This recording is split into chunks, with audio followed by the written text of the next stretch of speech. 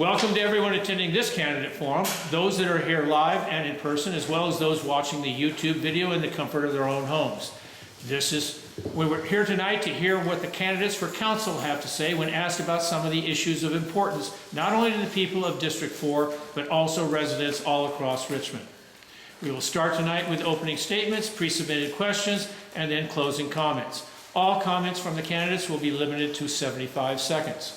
We ask everyone in the room to turn their electronic devices onto silent, and the candidates that are asked to stow their electronic devices. We want to hear from you, hear your words and not the words of your advisors. For everyone, please observe the general rules of public discourse. In the immortal words of Rodney King, can't we all just get along? For the candidates, this is not your first time at a forum, so you know that when the countdown clock suggests that you stop speaking, please show everyone the respect that we're deserved and stop speaking. All right, let's get this show on the road. Does anybody want to start off on the comment, opening statement? Then we'll work from there.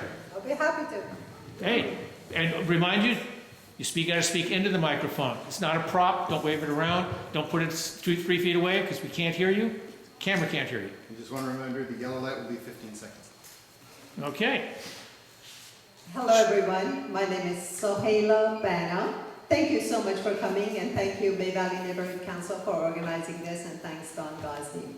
So when I came to the City Council, District 4 was not receiving its share of city services.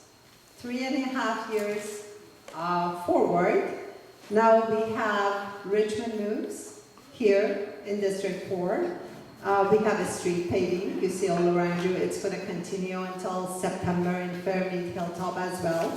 We have improved lighting, speed radars, and I'm glad to inform you, I've done a lot for wildfire safety in collaboration with Measure X, with East Bay Regional Parks, East Bay Mud, all other agencies, and with the city, Public Works and Fire Department. I'm glad to inform you that on May 19th, this coming Tuesday, there's an item coming to City Council by Richmond Fire Department, Public Works, and City Attorney for District 4, because I initiated the ad hoc committee for wildfire safety, as the mayor mentioned. So we are receiving our share. I worked beyond District 4, brought $7 million for soccer field to the city in other parts of the city for preserving the history, and my time's up. Yes, yours. Thank you very much for recognizing that. Ms. Gallen.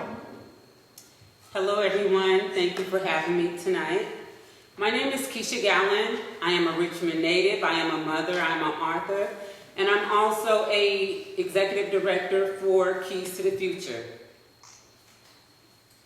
I'm running for city council because I lost a brother to gun violence, because someone didn't have the resources he needed for his mental health, for his drug use, because the city doesn't believe in equity. So we hear the incumbent saying that District 4 received all the services that they needed, but District 4 is more than May Valley. It's more than El Sobrante Hills. We have Hilltop. We have all the other surrounding areas in District 4 where the streets are not being tended to. Public safety is more than just wildfire. It's gun violence. It's people breaking into cars. Being protected is our human right. So the city council is doing us a disservice because they're not protecting us the way they're saying that they're protecting us. I'm not here to poly-trick you. I'm here to actually continue to do the services that I've been doing. Thank you very much. Mr. Pursell. Hello, my name is Jamin Pursell, and I'm running for Richmond City Council District 4. I'm a small business owner, and I have a background in political science, philosophy around human rights and social justice, as well as a master's degree that focuses on regulatory and statutory law. My background is rooted in working through the bureaucracy of our state government and our local government. I'm running to be able to increase our public safety, bringing up our police, improve our infrastructure, and revitalize our economy. I want to address one thing that people often ask about me, and yes, I was a member of the RPA, and I was, like many people who want to do good around the city. But I left the RPA for oftentimes the same reason. I want to bring people together to work on these problems, not divide people. I believe that our public officials need to bring trust, accountability, and transparency. We need to be making sure that we are trying to address all the needs of a district, not just a few of them. I have 15 years to this community that I've been giving to it, and I hope you can give me the opportunity for more. Thank you. Thank you for those opening statements. Since I've already got the camera pointed at you, Mr. Pursell, we'll start the questioning off in your direction. Okay? By the way, for the people in the audience, we have fewer candidates than we had in the previous forum. We have fewer questions. So we're going to get out of here earlier. Okay? Anybody against that? I'll add more questions. Okay? First question. District 4 stretches from near San Pablo Avenue to Carriage Hills. Many of the candidates seem to have forgotten that there are multiple neighborhoods that make up the district. Were you aware of the geographic and political diversity of D4? If you are elected, how will you convince the D4 constituents that you are their voice on the council? Mr. Pursell. Yes, all the way from Hilltop Village up to the far reaches of Carriage Hills, we have people who, quite frankly, do have a wide variety of various needs. Some of the needs over in the Fairmead Hilltop area are about the same lack of services we have on this side of the freeway, the lack of good community centers, the lack of senior centers, the lack of feeling like they're going to have protection from our police. One thing I have been trying to do is making sure to show up to the neighborhood councils to make sure I'm hearing the issues that they are facing. I have tried as well to make sure that I am speaking to people at all of the different events that we have around our area, not just the ones that we have in Richmond, but the ones that are in San Pablo, El Sobrani, and elsewhere. But you know, I think it would be an important way to connect with people would be to make sure that we're having town halls, making sure that we're accessible, making sure that we're answering our emails, making sure that we're answering those texts. I will say right now, it is very crazy, and so I'm a little behind. But I do believe everyone not only should be heard, but actually invited into the room to be included. Thank you very much, Ms. Gallen. So for me, I am one of those people. I am you. My voice wasn't being heard. Went to city council countless of times. Talked to the incumbent. Instead of helping, there was a division created. So my goal is always to create unity. I work with people of all walks of life because I believe that everyone should be heard, everyone's voice matters, and public safety and the voices of everyone is our human right.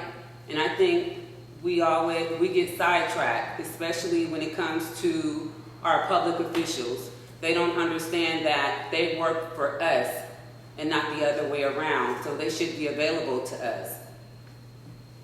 I've spent over 8 years being out there in the community, invested over 25% of my income since 2018, making sure that Richmond had the services that they needed because the voices wasn't being heard for our youth and for the families impacted by gun violence. The nonprofit that I run, it empowers our youth, it strengthens the families that's been impacted by gun violence, and my job is to listen and to be the voice of the people, and that's what I've been doing for the past 8 years. Thank you very much. Ms. Bana. May I ask you to read the question? I made the mistake of assuming the second question would be the second question here. It was not. Could you read it again? Yes, I can, but did you get, sorry, at the top of your page, does it say council questions? Oh, okay. Because I'm so sorry. No, I screw up. Don't get me wrong. Okay. So you think you got the right page? Yes, Okay. thank you. All right. So I believe I've already proved to the people in District 4 that I am your voice. People are sharing their concerns with me, and I've been doing my best, not only at the city council, but in the regional area, to reflect your voices. Just to give you an example, next week I have a meeting with someone from the California Insurance Commissioner to reflect your concerns about insurance policies being dropped or being too expensive.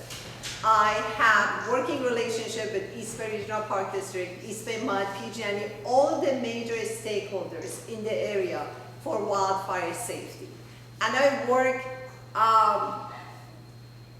all over the city for other parts of the city. For example, it's not just District 4 that I represent, but the things that bring pride and purpose to the city of Richmond. Like, Richmond is a historic city. No one ever thought of preserving its history. For the first time, I got an item to preserve the history data online for everyone to see. So hopefully it will help with economic development, for improving homelessness, which affects us as well. I'm in touch with the community, have a mailing list. I'm everywhere where the community is. Try to support and do support all the activities within the community, and I am your voice. Thank you very much. Let's start this one off with Ms. Gallen. Question number 2. At every forum, we hear something about what will be done on the first day or in the first 100 days. Now let's come back to planet Earth. How much power will you have as a single member of a council of 7, where it will take 4 votes to approve any and all items, even if a motion to adjourn? On a council where they are known for their divisiveness, how will you win over 3 more of your colleagues to pass what you want? To be honest, starting off, you have to do a SWOT analysis. You have to know what your strengths are, your weaknesses, your opportunities, and your threats, internal and external. You have to know what's still pending, what's outstanding, so you can make a sound judgment before you can even say what you're going to do in your 100 days of service. I'm out there in the community. I'm boots on the ground currently, listening to the voice of the people. Have a series of meetings throughout District 4 to see what the needs really are. I've been canvassing, seeing what the people really need. The main things is the streets. And it really depends on what part of District 4 you're in.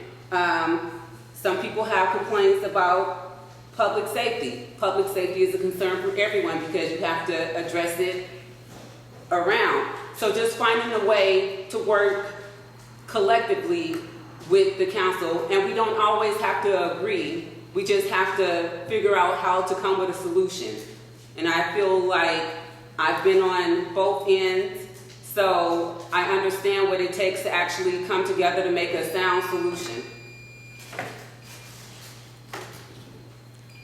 Thank you very much. Mr. Pursell.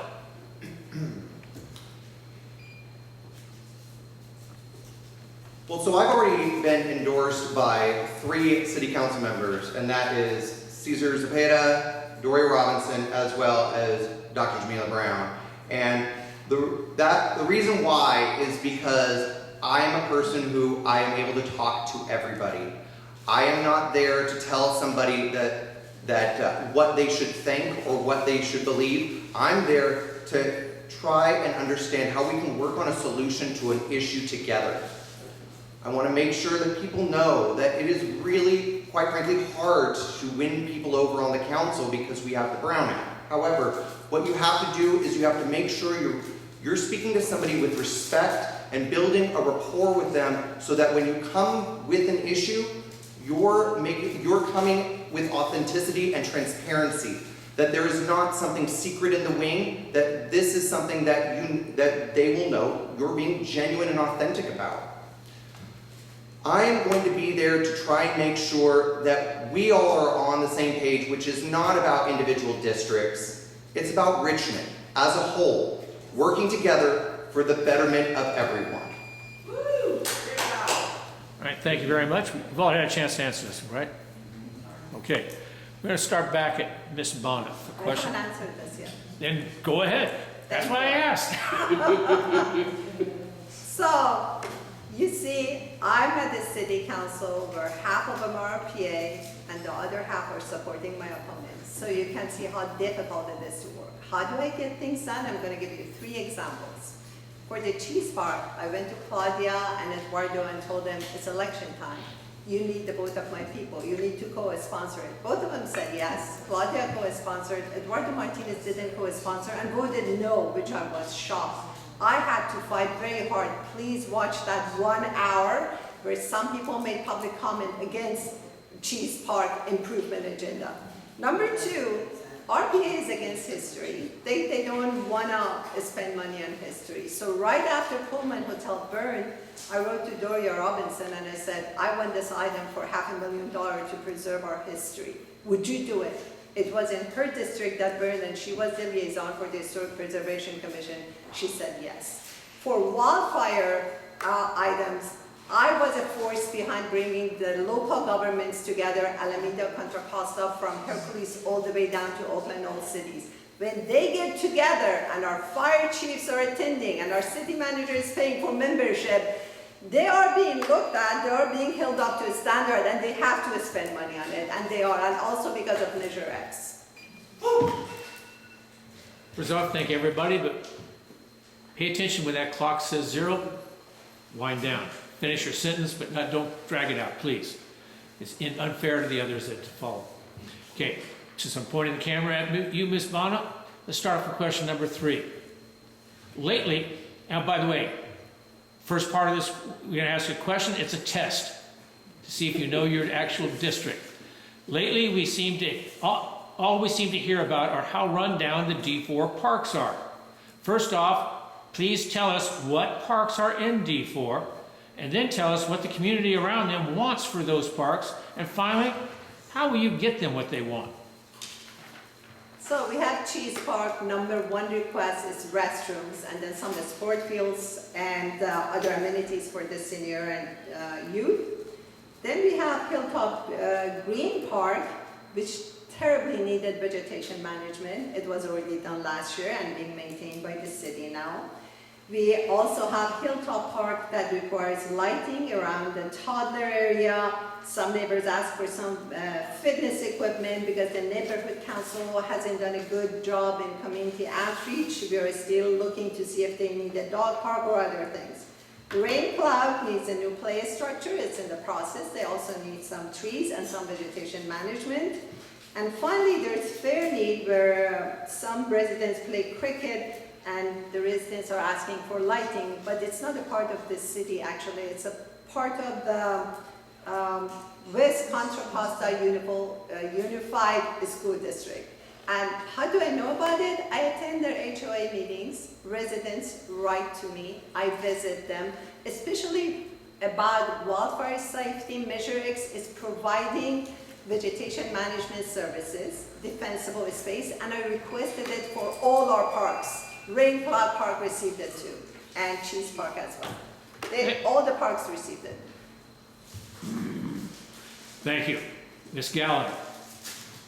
Well, so you didn't name the parks, so I don't really have to rename the parks. I agree with what she said about the Did she parks. leave any out?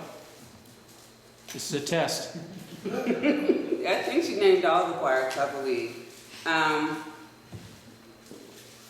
So it's more than just Cheese Park. I see the focus is on Cheese Park. There's Hilltop Green, there's Hilltop Park. Hilltop Park probably needs to be refurbished more than any park around here. When I was talking to the neighbors, their whole thing was the minor upgrades.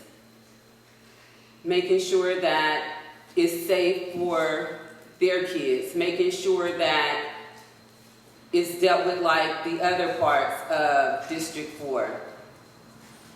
So I can say for the whole time the focus has always been up this way for District 4, El Sobrani Hills, and the fire part is a big thing because of course her house is in the fire area. So we have to do things when we're fixing these parks, make it equitable for everyone and not just certain areas. If we're gonna fight for District 4, let's fight for all of District 4. Let's make sure that everybody's comfortable. Thank you very much, Mr. Pursell. Fairmead, Hilltop, Hilltop Green, Cheese, Lemoyne, Green Cloud. We also have part of the Richmond Hills, which is right near the East Bay Regional Park. I would say that even though we don't own the regional park, we do have all of our entrances come to that park, or many of them, should I say, come through Richmond. All that is to say, yes, many of them do need lighting, they need investment, they need vegetation management. I will appreciate that there has been finally some transparency that there was horse trading around Cheese Park in order to be able to try and get campaigning from the dais. And this is the problem that we have, is that we have people who are trying to make sure that they are getting reelected rather than making sure that there's transparency, accountability, and trust in their elected officials. We need to make sure that when we're doing improvements, we're going through the process. We are going through the process because it's about budgeting, it's about putting everything within the holistics of all of the parks within our district, as well as all the parks that we have within the city. We only have so many resources. I understand that. But when we are advocating for something, we need to make sure it's for need and not a need to get reelected. Okay. Again, the camera's pointing at Mr. Pursell, so we'll let you take the question number 4. From the top of the hill in Point Richmond to the eastern edge of Carriage Hills, the best case scenario takes a minimum of 35 minutes to drive from one end to the other. So what would you suggest to make it easier for police services to address the crimes in D4? Well, easily the first thing is obviously going to be staffing. So when we bring up staffing, we need to be making sure that we're doing that. But when we're looking at staffing, we're only authorized to bring up 147 officers, which currently we only have 130. But what we need to be looking at is what the grand jury and what the matrix report has said, which is about, matrix report said 185 and the grand jury said 179. Regardless, we need to be looking at the population of the city of Richmond and have it adjusted accordingly. As well, we should be bringing the police station to the center of town so that we can cut down on that 35-minute drive. We should be bringing back the substations. This is one of the things that I would like to have as a community benefit when they do revitalization of the mall, is to bring back the substation we used to have there. But you know, as well, when we are bringing up our police and when we are bringing up our reevaluation of what we can do for public safety, we should be looking at our beats. Our beats, we have 9 now, were done 20 years ago. We need to make sure that we are looking at where the current crime is and making sure that we are increasing the number of beats so we have a number of officers more available to be able to respond to things. There is a great need up here, especially around property crime, and I want to address it for real. Thank you, sir. Miss Gallant. So just piggybacking off of Jamin, I would hire more quality officers, because we need quality officers. Let me just start there. Making sure that we have more bringing back the substations for one, because that was probably one of the smartest things that we had around, was having the substations, because you had officers in all parts of the city. And I feel like if we had the substation, we can probably just move the police department back to City Hall if we had substations around. And that way we'll cover more of the cities. But making sure that we have our beat officers in different parts of the cities or in the areas that's high crime, or at least in the middle, so that we can cut down on the time. I would go back to staffing, because we have to have the quality officers in order to make sure that when they do roll out, there is no fatalities as well. Thank you very much. Miss Bana. We need to increase the staffing so we can have community policing. It's very important. I had brought our former police chief to, have conversation with the community. We had arranged another talk with our police officer to bring our new chief here. Something happened, unfortunately, it was postponed. We also need substations. We had one at Fire Station 63. It's shut down due to lack of staffing. And we need more cameras. flood cameras, more in the city for traffic safety, crime safety, everything. But above all, the city needs one thing: respect for our police officers. They are employees of the city. The morale is very low. They come to the city council, they are called all names and insults. They don't appreciate it, I don't appreciate it. We need to bring morale high. We need to respect our police officers so we can hire more, we can have more police officers. We need to increase the number, but unless we respect them, we cannot increase the number, we cannot hire them. That's one of the issues at the city council right now. All employees need respect. Thank you very much. Question number 5. This one is a D4 question, left and right. So again, the camera's already pointed at Ms. Bana, so we're going to give you the first chance to set the tone. The risk of wildfires in recent years has become a very scary subject. Oh, by the way, sorry, there are questions in here that we actually demand answers to, so don't go off topic. Okay. Behind some of our neighborhoods, we have East Bay Regional Parks, Briones Park, and behind unincorporated East Richmond, we have East Bay Regional Parks, Wildcat Canyon. What can you tell us about the history of major fires in those two areas, and tell us how much of Richmond's limited resources should be committed to addressing a potential fires in parks outside of Richmond? And if you have time, maybe you can tell us what you know about escalating homeowner insurance rates that may have been affected by the efforts to make this community know how unsafe D4 is. I wish I had 90 minutes for this. First of all, I'm proud that I brought awareness about wildfires, so we have such questions here. I just wanted to assure you about mutual aid agreement between the City of Richmond, CAL FIRE, East Bay MUD, East Bay Regional Park District, CON FIRE, and I forgot the other one, but 2 of them have helicopters. So it's not just that we help them, they help us too. But the most important thing is fuel reduction. I brought Measure X services to the City of Richmond to the point that we have the highest use in the entire county, the fire marshal told me. Then it took me 18 months to educate our public works that they need to maintain what Measure X does. And CAL FIRE has created a map called CAL Mapper. If we have shaded fuel breaks around our communities, insurance companies are going to look at them and reduce our insurance rates. And I'm bringing Measure X next to our HOAs to use for their HOA properties, in addition to all the city properties that we have used. And on Tuesday, Fire Chief is going to bring an item for $2,500 grants to homeowners for home hardening, and a lot more on that. Sound excited about this? Very excited. Okay, we're actually going to give the 2 of you a choice. Who wants to take it next after that? Sure. Okay, Mr. Pursell. So let's start with that.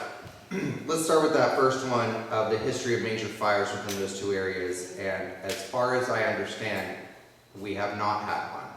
We have not had a major wildfire within those 2 areas. However, that is not to say that there is not a risk of that. And so I recognize that it's a risk. But we have, as far as I know, we have not had a major wildfire in either, oh, well, at East Bay Regional Wildcat Canyon, we had it over on the Oakland side. Sorry, let me correct that. We're talking Wildcat Canyon. Yeah, it's wild, but East Bay Regional is huge. So just want to make sure in case anybody was going to try to call me on that. But regardless, the risk is still real. Let's just be clear. How much of it should we be addressing for parks outside of Richmond? Well, that is where we need to be making sure that there is what the public good is, and in proportion to everybody else who is also addressing it. It is going to take a lot of money to address it in many different ways. It can be replantings, it can be home hardening. We need to work with our state. We need to be working on a regional level. The city of Richmond isn't going to be able to solve the problem of the fire risk outside of us. We need to do it together with everyone else. Okay, Ms. Gallen, I know you're excited on this one. So, I take wildfires of high importance. I was in a fire before when I was younger. But anyway, we saw how Paradise burned down. I think the cost should be shared, especially if we're impacted by it. We have to work together collectively, regional, county, and city. I don't think that this is just a city cost. It's everyone in the surrounding areas as well cost. We have to do our due diligence to make sure that everyone feels safe, everyone is protected, and we do what we can to make sure that we prevent any houses from running down or have things in place to make sure that we counter the fires or to protect everything. And as far as the insurance, just working with the insurance companies and the brokers and stuff to make sure that we can get a better deal. Thank you very much. We're down to our last question before closings. Okay. Who do I go for? Oh my goodness. Okay. She started. Well, I can start. All right. We'll do that. That just means you don't get to do the closing first. All right. Richmond lost their major grocery stores decades ago, and now the good people of D4 have to go to San Pablo, Pinole, and even Orinda to get their groceries. Just for you people are new to this area, you used to have a Safeway and a Lucky just a few blocks away. We used to have a Lucky at Hilltop. 3 of them were in D4. All right. But now, tell us what you know about why Richmond lost their nine major grocery stores. Let's not say 9 that many times. And what it's going to take to get a major grocery store back in D4. To be sure, I mean, I'm gonna be honest. I don't really know why they lost all of the grocery stores. I know that people go in and take stuff that don't belong to them, so that's why some of the stores closed. But licensing, not being able to afford to stay here, the taxes, not having the support you need in a city that needs it for an essential, because having a grocery store is essential. It's all right. We need it to actually survive. So I think working with city council working with the developers and stuff to actually get these stores put back into place, because it is needed. And I'm here to work to make sure that we get what we need put back into place, because we shouldn't have to travel outside. And a lot of the times we're taking our dollars, and no matter what it is, we're taking our dollars to go outside, and most people have to go outside because the ones that work here live outside. And the ones that need to be working here can't afford to work here, or is not trained to work here. Okay, I'm going to move over to Mr. Pursell to hear what he has to say. All right, well, I appreciate that you remember that there was a Loki's out here. I used to shop there. I'll just say, we also do have a Ranch 99 over at the Pacific East Mall. That's part of Richmond, which is, I will say, one of the grocery stores that I shop at. But honestly, when we talk about why are there less grocery stores, it's because grocery stores never are a standalone, except for maybe Costco. They are an anchor in a bigger complex, and so there is more stores there. And that has been the problem, is that because of our lack of staffing, because of a lack of investment into infrastructure, that is making it so that those are attractive areas, storefronts go empty. And then when there's nothing else bringing people to there, then the grocery store leaves.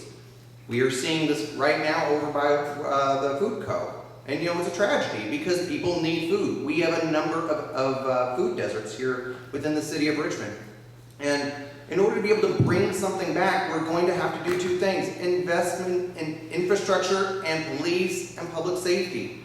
Yes, I agree. When people steal food, it's desperation. Nobody is out. This isn't Rolex rolls. These are Hawaiian rolls.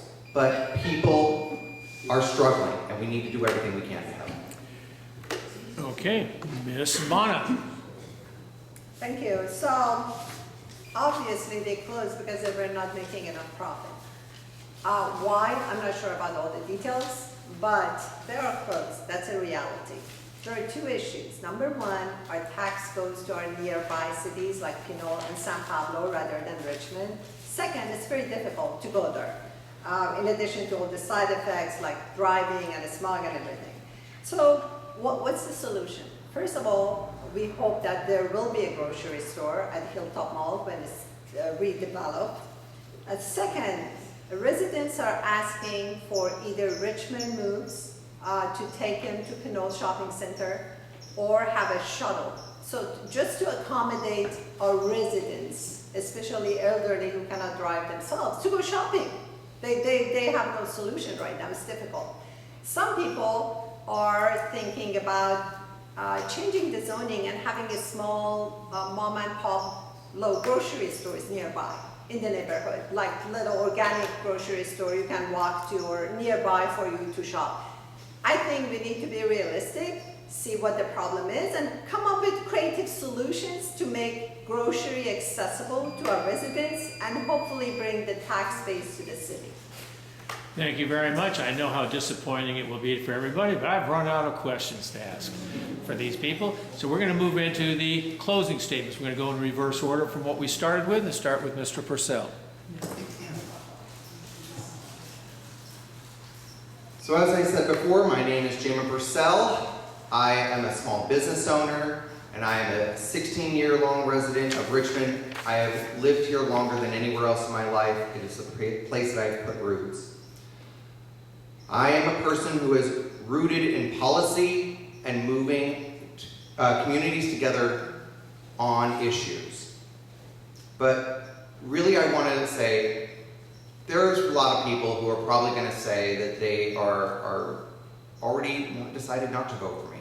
And I understand that. Maybe you are happy. But I'm hoping that people will be open to giving me the opportunity. Because we are, as a city, at a crossroads where we can be moving forward in a different direction. We should not be being held hostage by one organization and that is dictating how the city moves forward and has to be a person you have to bargain with in order to be able to be in office. We need to make sure that we are having a community that is built about bringing people together, that is about transparency, accountability, and trust. It has to be about equity, and it has to be about fairness. And I hope that you'll give me the opportunity to be able to prove that to all of you. Thank you. Thank you, Mr. Pursell. Ms. Gallen. Okay, I was, like I said, born and raised in Richmond. I grew up in Richmond in an era where no matter what you look like, you were family. My street was really diverse. We worked together. I, to be honest, never remembered a time where we had anyone that went hungry or needed for anything because we worked together collectively. I can tell you, I have an MBA. I can tell you, I'm training right now with Emerge California, Women of Politics. I can tell you I went through Demand a Seat. But what I'm most proud of is coming and working in a community where I'm not attached to any big organizations, where I'm not controlled, where I'm really the voice of the people, where I'm really fighting for the people, because our voice doesn't get heard. I am you, you are me, and I understand when you go somewhere and you send an email or you go to city council and you're not being heard, but then when it's election time, they're running and trying to do everything that they should have been doing while they were elected originally. They work for us. Thank you. And to conclude all the answers to the questions, we'll go to Ms. Bana. Thank you. I just want to thank the community for their trust and support. I've been working very hard in a very difficult environment, at times hostile workplace at the city council. Despite all the odds, I succeeded into bringing awareness to the city administration, city council, larger community, and look at what Public Works is doing, Fire Department's doing. We have an evacuation drill, May 30th, sign up, by the way. So after all those achievements, now I can widen my scope of work. I'm also concerned about earthquakes. We don't have earthquake resiliency. This community center should become a resiliency center. Actually, we need a better community center than this. You can't go to when the air is polluted, when there are no services would be brought up by emergency responders, water, food, into community resilience. We have none. I will be focusing on homelessness. I have some ideas, already started the work, because without addressing homelessness, we cannot have economic development in the city of Richmond. It just doesn't look good, doesn't look safe, and it's just not humane to leave the homeless in the condition they are. I have a lot more to tell, but out of time. Thank you. You got a parking lot out there? You just Shanghai them? Promise I won't call the police on you. You know, for everybody both here tonight and watching when this is going to be on YouTube, this is the 17th forum of the season. We still have one more forum scheduled on Thursday, May 28th. Okay? For who? Mayors. For mayors. Sorry. You can go up and you can stand out in the parking lot, Shanghai them. But for so many of these forums, the questions just seem like the same questions over and over again. I tried to put together questions here that were not quite the same.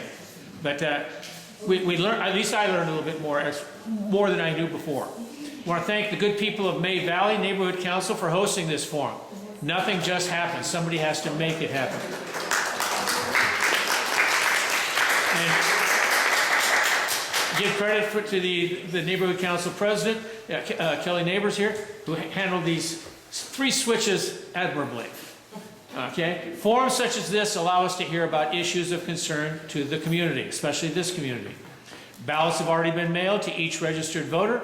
All you have to do is slice open the envelope, fill in the appropriate bubbles, put the ballots back in the pre-addressed and return envelope, sign the back, and pop it in the mail. No postage required. Easy peasy. So now, after you break away from the parking lot where the candidates will grab a hold of you, rush back home, take advantage of this opportunity to make your vote count. Thank you.